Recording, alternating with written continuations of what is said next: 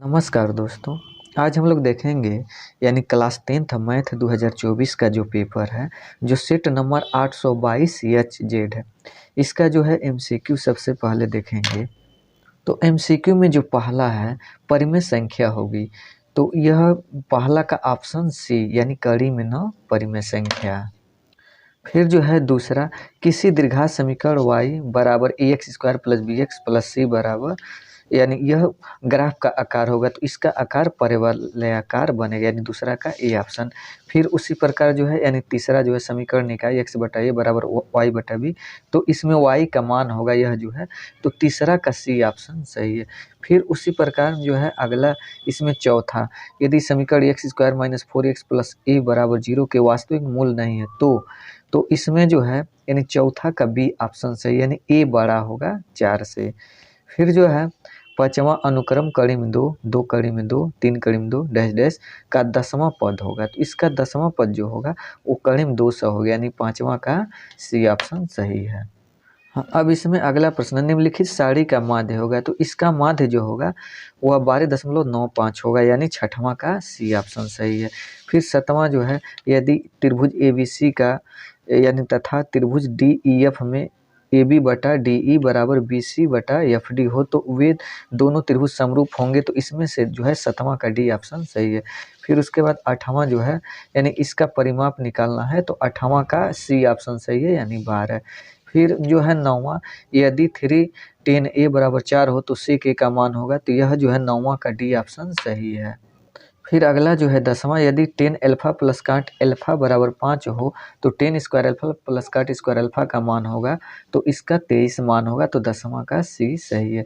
फिर जो है अगला 11वां, यदि साइन थीटा बराबर कोसेक थीटा तथा जो यानी 0 से बड़ा हो और π/2 से छोटा हो, तो वह होगा, यानी 11वां का सी ऑप्शन सही होगा।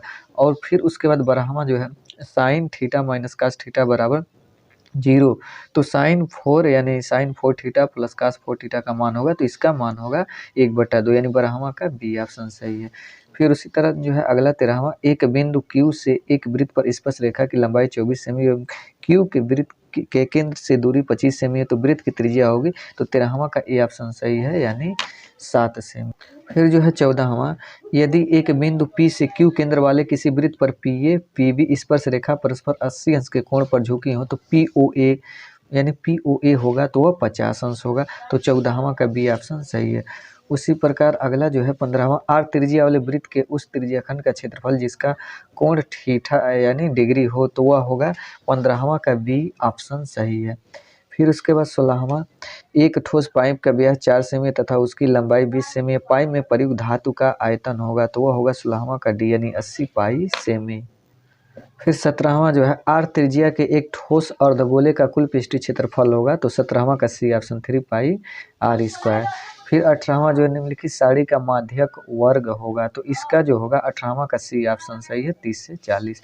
फिर 19वां जो है, यानी एक बारंबारता सारणी का माध्य एवं माध्यक क्रमशः 30 से 35 है, तो इसका बहुलक होगा, तो इसमें 19वां का बी ऑप्शन सही है, 45। 20वां जो है, यदि एक घटना निश्चित रूप से घटती है तो इसकी प्रायिकता, तो 20वां का डी, जो एक ऑप्शन सही है। फिर जो है अगला, इस प्रकार जो है यानी यह जो MCQ क्वेश्चन समाप्त हो गया। अब यानी सेक्शन बी में इस प्रकार का यानी प्रश्न दिया है, यानी खंड सभी खंड हल करना है, जिसमें ABCDF करके प्रश्न दिया है, जो एक प्रश्न 2-2 नंबर का है।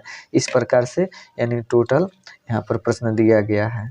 फिर इसी प्रकार दूसरा जो है यानी कि नहीं 5 प्रश्नों को हल करना, इसमें जो है यह 4-4 नंबर का प्रश्न है, जिसमें ABCDEF करके जो है दिया गया है यहाँ पर F तक, और यह जो है एक प्रश्न 4 नंबर का है इसमें, जो दूसरा प्रश्न में है।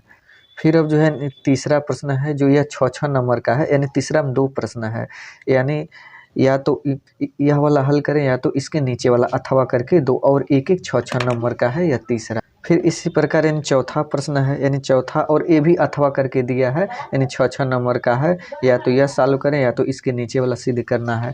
फिर उसी प्रकार यानी 5वां में भी अथवा करके 2 प्रश्न है, या तो यह वाला सॉल्व करें या तो इसके नीचे वाला सॉल्व करें।